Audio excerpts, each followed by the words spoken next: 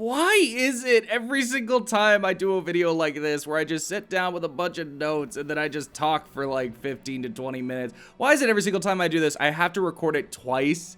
Something always happens to the first recording file, and I don't know what happened this time. It's not there anymore. It's not there. Whatever. I'm doing it a second time.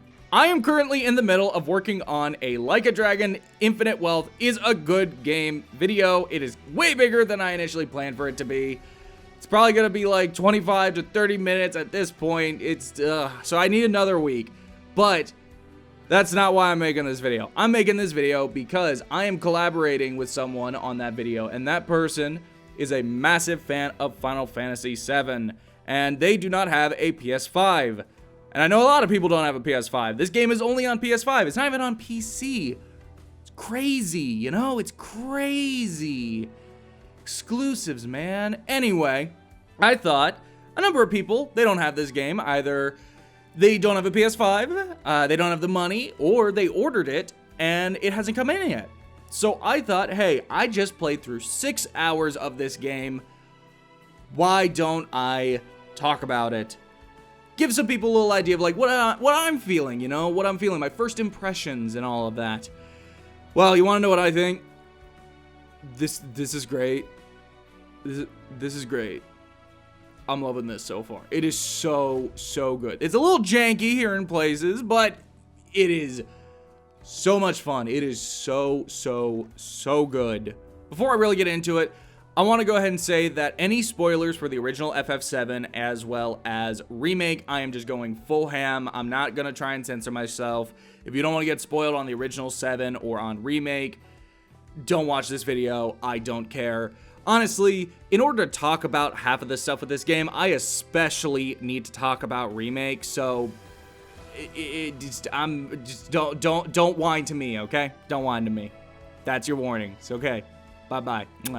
Have a nice day. So the game starts with the Zack timeline from the end of Remake, which actually flows really well in theory, or at least I assume it would, because like the game Remake would literally end with Zack walking up and walking past Cloud and walking up to Midgar, and then turns it around and you come into Rebirth and it's like, whoa, you're just picking back up with Zack. You just keep going, you know? It's like it theoretically this would flow really well, and it's cool to just pick up there. There's so much going on here. It's like I haven't gotten back to any more Zack stuff. I don't know when I will be getting back to the Zack stuff, but I am really dying to know how all of this fits. Like, is this a separate timeline? What is going on here? If it is a separate timeline, what all has happened? We saw a dead Aerith, Tifa, Barrett, Red 13. Obviously, there was no Cloud. Cloud was over with Zack, but they were quote-unquote dead. Aerith dies, assumedly, but everyone else, it's a little, we don't actually know for certain, but Aerith does die. Oh man, plot twist. Whoa, and then the white materia falls out of her hair. Oh, so sad, so poetic. Anyway, yeah, I really want to know what's going on there. That was a great way to start the game. And then immediately afterwards, you go straight into the Nibelheim flashback. I really gotta say this. I did play the demo, but I didn't play the Junon half of the demo. I only played the Nibelheim flashback. And for this, I decided I'm gonna replay through the entirety of the Nibelheim flashback. I'm not gonna skip over like it gave me the option to. I'm just going to do it. And man, I gained a more appreciation and more, I hate to say this, annoyance with how Rebirth handles the flashback. One, I'll just start with the good stuff. One, I really love all of the attention to detail to Cloud's movements and how he is characterized throughout this, as well as just how it like foreshadows the eventual Zack twist, you know? How it goes from one scene to the next, and Cloud will act completely differently. One in which he's like smiling, his tone is just much more jovial, he's like moving all over the place, he can't sit still, and then the very next scene, he's just like, oh, quiet, and talks kind of more mundane, and how you would actually expect Cloud to talk. It's really cool.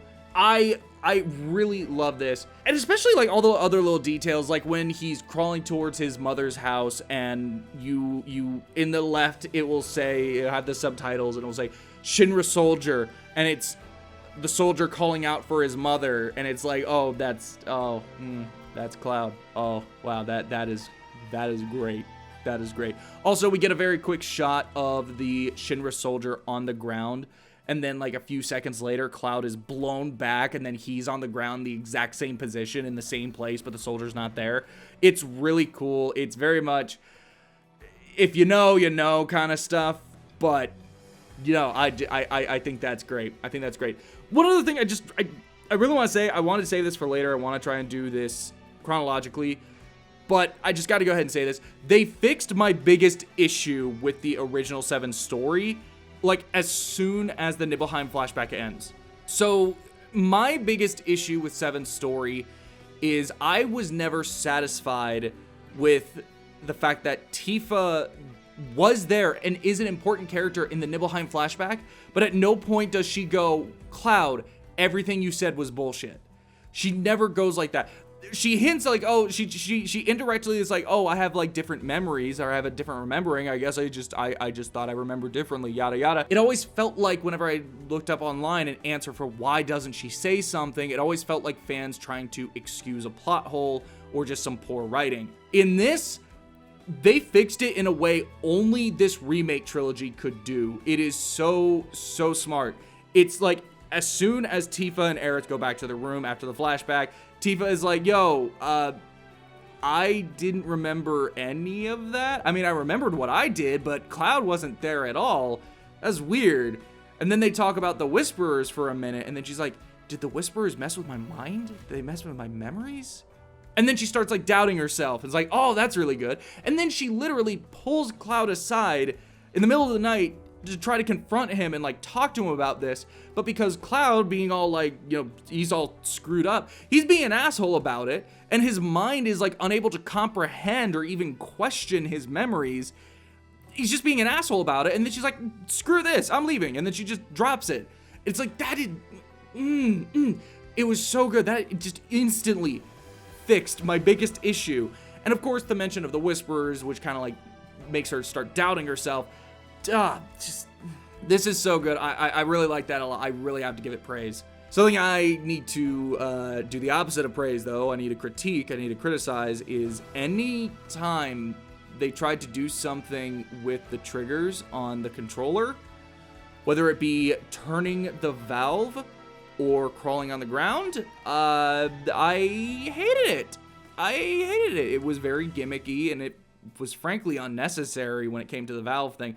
The valve thing was short. It was only like 15-20 seconds, but it was like, it was so weird. It was weird and unnecessary. I didn't like it. It was just annoying. But then when it came to the actual like crawling on the ground during the Nibelheim incident, it completely ripped me out of the entire scene. It kind of ruined the scene almost. It just completely ripped me out of it. It's like, oh, this is not simply a device from which I am able to interact with the story. It is, I am holding a controller, I am playing a video game. Oh, look at the video game. Oh, I have to press one trigger at a time, and the trigger's like hard to press, and ooh, it's so much. It did not feel immersive in the slightest. I think this is the first time I've really seen those adaptive triggers in any PS5 game actually be kind of a detriment to the mode, or to the mood. Not the mode, the mood. I don't know. I really wish if I had to say, I would not have included the crawling at all. And it also like weird, like messed up the pacing of that specific scene too, because the animations of the villagers and Sephiroth, they're all like timed to Cloud being in a certain place. So if Cloud's not there, they just stand around and don't do anything, and it's, I didn't like it. I didn't like it. That it kind of put a real damper on the Nibelheim flashback. Hopefully there's not any more instances like that. Well, anyway, right after that, we go back to Calm. We get a little bit of story something with Calm, where it's like, oh, Shinra soldiers, they're coming there trying to find Avalanche, and you gotta sneak out the back of the inn, and the innkeeper is just weirdly on your side, and just whatever. it's an excuse to kind of get you going and get you out of the town, as well as just remind you of who the villain is and so on and so forth. And then you are let out into the open world, which it took me a little bit, and I'm still not fully in love with this open world. But what I will say is there are towers in this game. There are towers in this game that once you activate them, they ping a bunch of stuff on your map, and then your map fills out with a bunch of stuff. And when I saw that, I groaned. It's not that bad. It's actually not that bad. When it does ping and fill out the map, it's not that many things. It's really not like there's that much on the map that gets added to it. It's not as bad as, say, Spider-Man 2 from last year. Spider-Man 2 was frankly way worse than this, but it is still kind of like, cool, we're just doing this. But beyond that, no, everything else is great. Combat, so good. So good. Combat is just as slick and satisfying as it was in Remake, or at least what I remember in Remake. And frankly, it feels even better. It feels better than it did in Remake. One thing that I was really hoping they would do in Rebirth is air combat in Remake sucked ass. It was not good at all. It was really bad. If I did not have Barrett on my team and I was going up against a flying enemy, I just kind of accepted that, like, oh, this is going to take way too freaking long to do, and it's going to be awkward and feel weird, and I didn't like it. Didn't like it at all. Here, I can't really get a proper feel over whether it's actually fixed. I want to say it feels better, but I need more time with it. But for right now, it's still not great, but it's like it could maybe actually go that route. I need more time with it. I need more time with the actual, like, mid-air combat. I don't know. It doesn't feel as bad, I guess is the way to put it. It doesn't feel as bad. It feels better, but I don't necessarily want to say it's good yet. I haven't determined if I like it or not. One thing I definitely like, though it also took a minute, was the card game Queen's Blood. So every single PS1 Final Fantasy game, at least the number one, so 8 and 9, those had card games. You had, what was it, Tetramaster and Triple Triad. Final Fantasy VII did not have a card game. Final Fantasy VII now has a card game called Queen's Blood. It took a handful of matches before I could actually properly understand what I was doing, but once I actually understood, wow, this thing is fun. This thing is fun. I am liking it a lot. I'm not good at deck building, but once I'm actually able to create some kind of deck that I feel like could maybe work, I am actually having fun. It's also pretty difficult where I am right now. It's challenging, but like after a good, like, you know, a couple of tries, like I'm starting to really get into the swing of things, and I really want to try and like see if I can get better at it, see if I can get better cards and just get good at it. It's like, this is fun. This is fun. I'm liking it a lot, and I'm gonna guess there's gonna be a lot of opportunities to do it. There's one side quest you do that is actually just straight up all you're doing is just Queen's Blood. And yeah, it's fun. I don't know what else to tell you. It's fun. Another thing I really want to praise is the voice acting. This voice cast, just like with Remake, is so good. Each and every actor is either on par with the original voices or are just straight up better. Actually, the verdict is still out on Zack.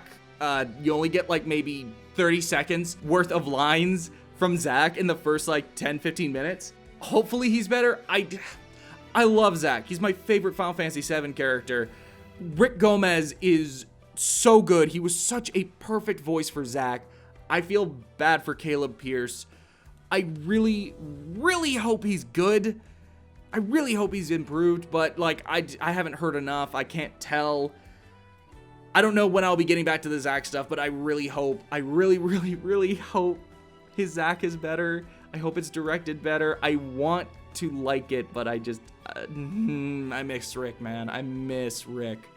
Some more audio stuff. The music is utterly incredible. Just like with Remake, there's such a wide variety of tracks. Of course, you got the orchestral, but you also got like funk, you got a trap beat, you got a rhythm and bass, you got all the folk and the country, you got like everything. You got the J-pop, you got everything. It's so freaking good. Personally, right now, I think my favorite song is the remix of Hollow that is used on the Midgar side of Calm. On the flip side, it's not necessarily that I don't like this song. It's more so I have a very bad first impression of this song, and that is Kyrie's theme. So there is a side quest that you do involving Kyrie. Hey, here's a little tip. Once you finally get the game, go into the settings, go to audio options, and lower the music down from the default, which is 10. Everything defaults to 10. Lower the music down from like 10 to like 6. Lower it to 6. I don't know what's going on with the audio mixing, but the music in this game, the default 10, it's, oh my god, it's too loud. It is way too loud. Kyrie's theme, when it defaulted to 10, it was drowning out the characters. I couldn't understand what they were saying. Let's go and grab a drink. Celebrate the birth of our great mercenary union.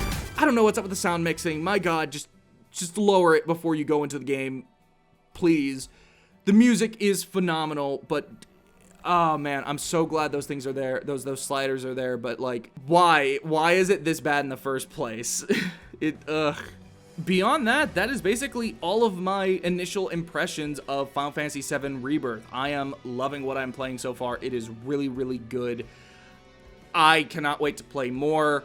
I'm gonna have to, of course, I'm not gonna be able to play it constantly because I'm gonna be working on other things, you know, the Like a Dragon video, as well as some other work stuff. But this is absolutely like the second I am done with work, boom, just going in, sitting there for hours on end, just go. I want to play more. I am dying to play more. It's so good. But if you do have the game, what do you think of it? Do you agree with me? Do you think it's the best game ever made? Do you think it's an abomination because it's not a one-to-one remake of Final Fantasy VII? Do you think I'm stupid for thinking the triggers is like was poorly used?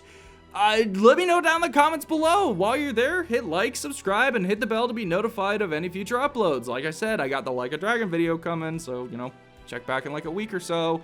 If you want to get the video early, check out my Patreon. Link is in the description below. For as little as $1 a month, you can get videos day early before anyone else. Check out my Patreon. I'd really appreciate the support. You guys have a wonderful day. It is 2:21 a.m. I am tired. I'm going to bed. You all have a nice day. Bye.